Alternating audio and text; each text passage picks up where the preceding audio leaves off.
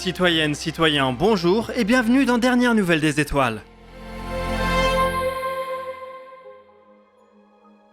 Fin 2020, la sonde chinoise Chang'e 5 s'est posée sur la Lune, a collecté 1,7 kg de roches et de poussière et est revenue sur Terre en l'espace de moins d'un mois. Il s'agissait des premiers échantillons à être ramenés de notre satellite depuis presque 50 ans. Au-delà de l'exploit technique, ces échantillons ont une forte valeur scientifique. Au cours des 18 derniers mois, des laboratoires chinois se sont donc évertués à les analyser sous toutes les coutures. Près de 140 000 grains de poussière individuels ont été identifiés et analysés à l'aide de nombreux instruments. Et l'un d'entre eux en particulier a offert une réelle surprise.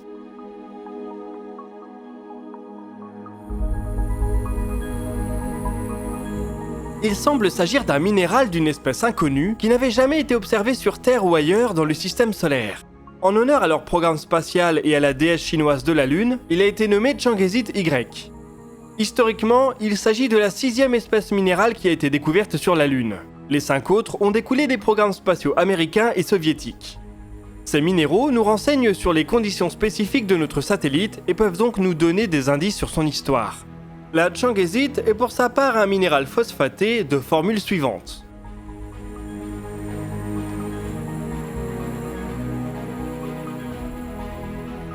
Les échantillons de Chang'e 5 ont par ailleurs permis d'estimer la quantité d'hélium-3 présente dans la poussière lunaire. Cet isotope est pressenti comme un carburant idéal pour la fusion nucléaire. Certains estiment que l'humanité pourrait dans un futur proche le miner sur notre satellite pour alimenter les besoins énergétiques de la Terre. C'est encore de la science-fiction, mais la Chine dispose désormais d'une première estimation de sa concentration et de son accessibilité. Pas sûr qu'elle en fasse grand-chose dans les décennies qui viennent.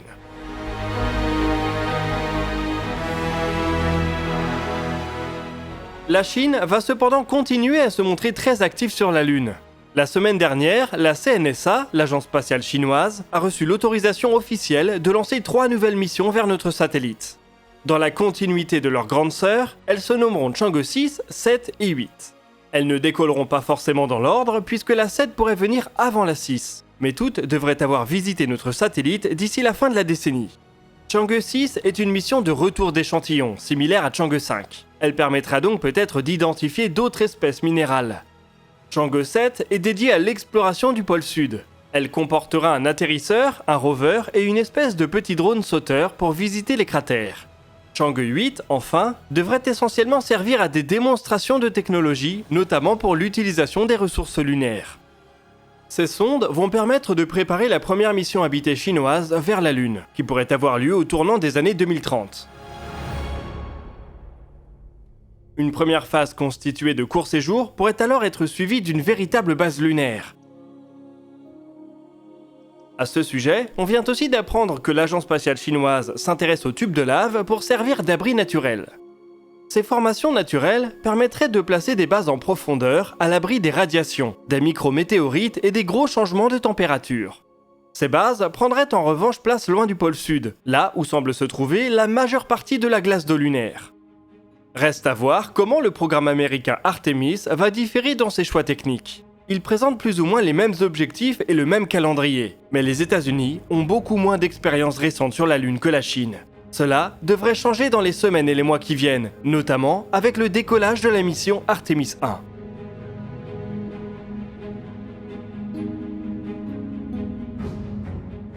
La NASA vient justement de communiquer une nouvelle date pour le décollage de sa fusée géante. Elle vise dorénavant le 23 septembre pour la prochaine tentative. En cas de retard ou d'imprévu, une fenêtre de secours est aussi disponible le 27. Cela va dépendre en partie du test de remplissage des réservoirs qui sera mené samedi prochain. Il devrait permettre de confirmer que les problèmes de fuite sont derrière nous et qu'on peut donc plus sereinement se projeter vers le décollage. On n'est bien sûr pas à l'abri de retards plus importants. La NASA joue gros avec le SLS et reportera au moindre doute sur le moindre composant.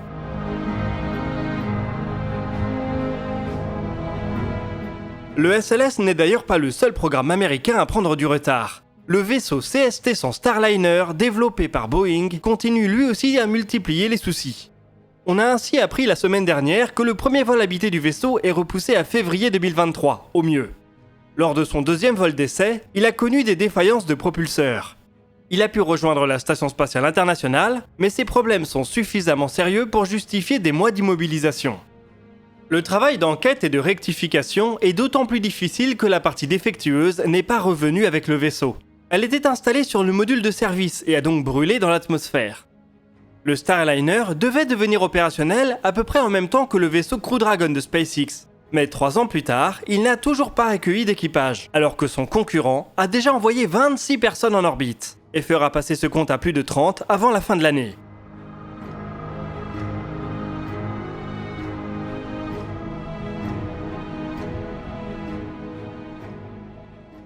Une des missions de Crew Dragon qu'on surveillera de près sera d'ailleurs Polaris Dawn.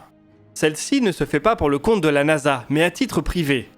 Elle doit décoller en décembre pour envoyer 4 personnes sur une orbite très haute, avec une apogée à plus de 1400 km d'altitude. C'est 3 fois et demi plus haut que l'orbite de l'ISS. Durant les 5 jours de la mission, l'équipage devra réaliser une sortie extravéhiculaire à partir de la Crew Dragon. Cela sera fait dans des combinaisons qui ont été développées pour l'occasion. On n'a pas encore eu l'occasion de les apercevoir, mais Jared Isaacman, le capitaine de Polaris Dawn, a partagé sur Twitter qu'un énorme travail a été accompli pour les développer. On devrait normalement en savoir plus d'ici décembre. Sur le sujet des combinaisons, il faut aussi signaler que la NASA vient de sélectionner l'entreprise Axiom pour fournir celle d'Artemis 3. L'agence spatiale américaine s'éloigne donc encore une fois d'un de ses partenaires traditionnels, Collins Aerospace, pour favoriser le New Space. Les XEMU, qui étaient jusqu'il y a peu les combinaisons pressenties pour ce moment historique, ont souffert de trop de problèmes de développement. Axiom travaillait déjà sur un concept de combinaison pour sa station orbitale privée. Il est tout de même surprenant de voir la NASA donner une telle responsabilité à une entreprise qui a encore tout à prouver. Axiom Space a été créé par l'ancien directeur du programme ISS à l'agence spatiale américaine, et on imagine que cela a aidé à créer des ponts. On n'a là aussi pas encore de visuel ou de prototype à montrer. Axiom a annoncé que sa combinaison sera évolutive et apportera de nombreuses nouveautés par rapport à celle du programme Apollo. Il va cependant falloir mener un développement rapide pour être au rendez-vous d'Artemis 3.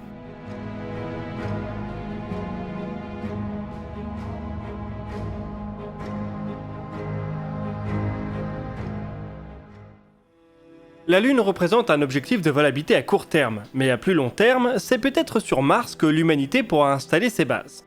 C'est en tout cas le souhait de nombreuses agences spatiales et de quelques acteurs privés. Comme pour notre satellite, la réussite d'une telle entreprise repose en grande partie sur l'utilisation des ressources locales. À cette fin, le rover Perseverance, qui continue de parcourir le cratère Jezero, emporte avec lui une expérience très intéressante, MOXIE. Cet appareil de 15 kg est capable de fabriquer de l'oxygène à partir de l'atmosphère martienne, qui n'en contient presque pas, et d'électricité. MOXIE est gourmand en énergie et n'est donc pas très souvent mis en route. Depuis l'arrivée du rover sur Mars, l'expérience a tout de même permis de produire 50 grammes d'oxygène en 7 heures de fonctionnement. C'est peu, mais cela permettrait à un humain de respirer pendant un peu plus d'1 heure et demie. La méthode fonctionne donc, mais il devrait être possible de l'améliorer. La NASA cherche à développer à travers son programme NIAC une méthode qui serait 6 à 8 fois moins gourmande en énergie. L'objectif final serait qu'une puissance électrique de 50 watts soit suffisante pour subvenir aux besoins de respiration d'un être humain.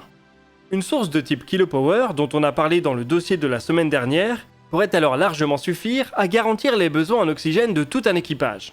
On n'en est pas encore là, mais la perspective est palpable.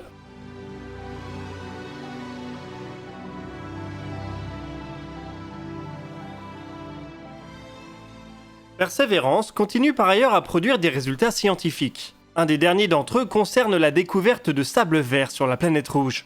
Les bords du cratère Jezero semblent accueillir des affleurements de roches volcaniques, ce qui est une surprise car les équipes de la mission s'attendaient plutôt à de la roche d'origine sédimentaire, vu le passé humide de la région. Ces affleurements sont en plus très vieux, ils se sont formés voilà 4 milliards d'années et semblent à peine avoir évolué.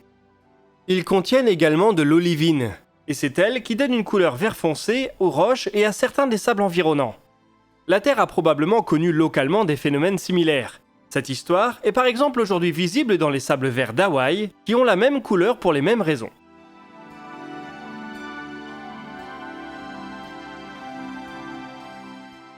Puisqu'on évoque Perseverance, il faut aussi parler de son compagnon Ingenuity qui ne fatigue pas. Le 6 septembre, le drone a réalisé son 31e vol dans l'atmosphère de la planète rouge. Il a parcouru une centaine de mètres en 1 minute. Cela fait suite à un très court vol, le 20 août, qui avait essentiellement pour but de dépoussiérer son panneau solaire. Ingenuity a très largement dépassé sa mission primaire, qui ne couvrait que 5 vols. Il a laissé tomber son rôle de démonstrateur de technologie pour embrasser une mission plus opérationnelle. Il est maintenant un éclaireur à part entière, qui aide à définir le parcours de son compagnon à roues.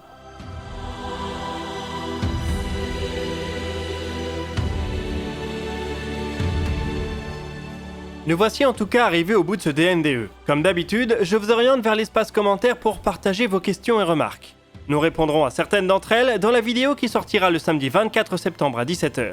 Vous pouvez consulter la description pour des liens vers nos sources, nos podcasts et nos réseaux sociaux. Nous, on se donne rendez-vous jeudi soir pour un nouveau dossier de l'espace, et d'ici là, citoyennes, citoyens, portez-vous bien.